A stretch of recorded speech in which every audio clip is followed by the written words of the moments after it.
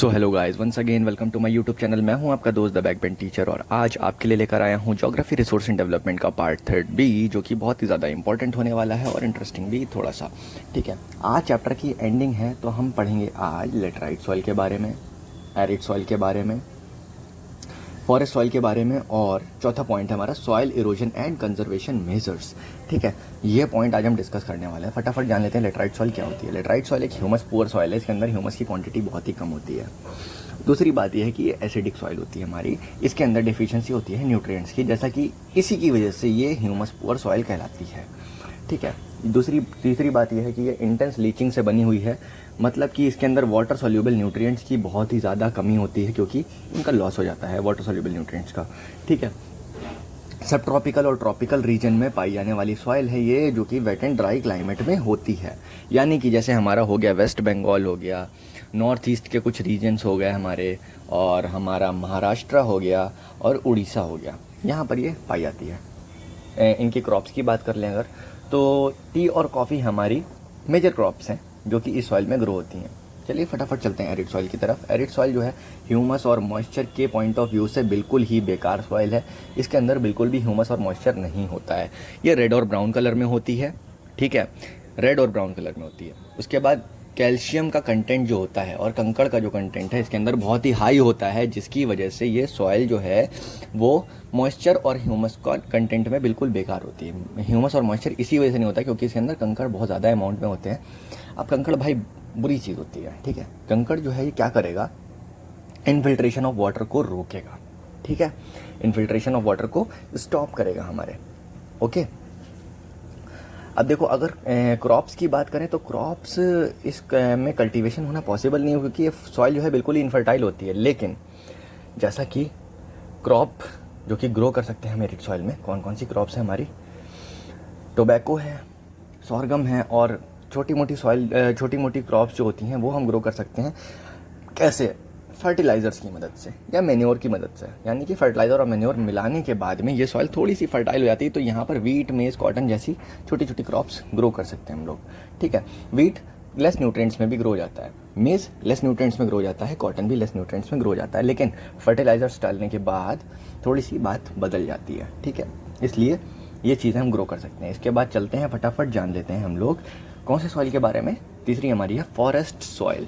आज की तीसरी सॉइल फॉरेस्ट सॉइल क्या होती है भाई? टेक्सचर की बात करें तो ये लोमी और सिल्टी होती है, यानी कि ये हल्की सी फर्टाइल सॉइल है, और सिल्टी का मतलब है ये सेडिमेंट्री रॉक के छोटे छोटे पार्टिकल से मिलकर बनी हुई सॉइल है।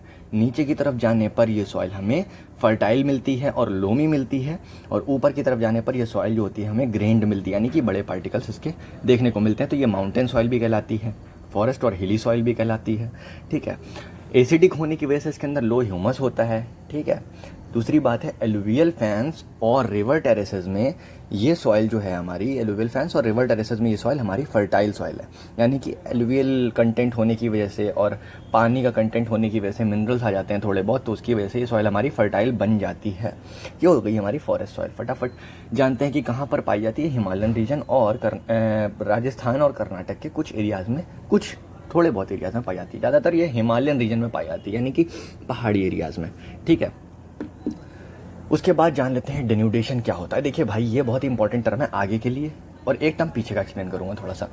वॉशिंग अवे या wearing away of top layer of soil. भाई टॉप लेयर उड़ जाएगी तो क्या होगा, हमारी क्रॉप्स नहीं निकल पाएंगे, क्योंकि टॉप लेयर जो होती है वो होती है हमारी ह्यूमस। कैसे उड़ेगी? फिजिकल फैक्टर्स के थ्रू। वॉशिंग अवे या wearing away of top most layer of soil by physical factors, wind, water etcetera is known as denudation. Leaching क्या होती है? Loss of water soluble nutrients.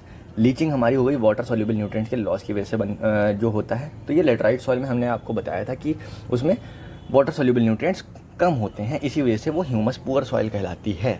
ठीक है, इसके बाद जानते हैं सॉइल इरोजन क्या होता है। फटाफट, blockbuster, the denudation of soil is known as soil erosion. यानी कि हमारी सॉइल का डेन्यूडेशन जब होगा, उसकी टॉप लेयर उड़ जाएगी, ह्यूमस चली जाएगी उसमें से, तो हमारी सॉइल का इरोजन हो जाएगा और कल्टीवेशन नहीं हो पाएगा। इसी वजह से क्या होगा, कल्टीवेशन नहीं हो पाएगा तो हमारी क्रॉप्स ग्रो नहीं कर पाएंगी वहाँ पर।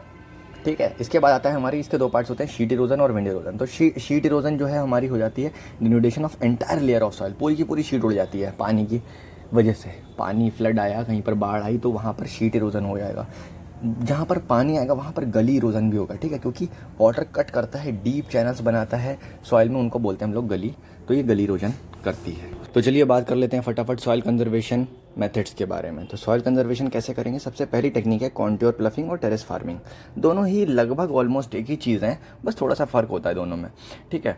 तो ये कॉन्ट्योर प्लफिंग और टेरेस फार्मिंग से हम सॉइल कंजर्वेशन कर सकते हैं। जब वाटर आएगा, फ्लड या फिर कहीं ज़्यादा पानी आएगा, तो वाटर हमारी जो ह्यूमस कंटेंट है वॉश अवे होने की जगह नीचे धीरे धीरे करके उतर के आएगा और डिस्ट्रीब्यूट हो जाएगा आराम से, कोई प्रॉब्लम नहीं होगी उसको, ठीक है। सेकंड चीज़ है हमारी स्ट्रिप क्रॉपिंग। तो स्ट्रिप्स ऑफ ग्रास जो है वो हम क्रॉप्स के बीच बीच में उगा लेते हैं, जिसकी वजह से स्ट्रिप क्रॉपिंग होती है और विंड की वजह से हमारी सॉइल में इरोजन नहीं होता है, ह्यूमस कंटेंट नहीं उड़ता है। तीसरी चीज़ है हमारी शेल्टर बेल्ट्स को प्लांट करना।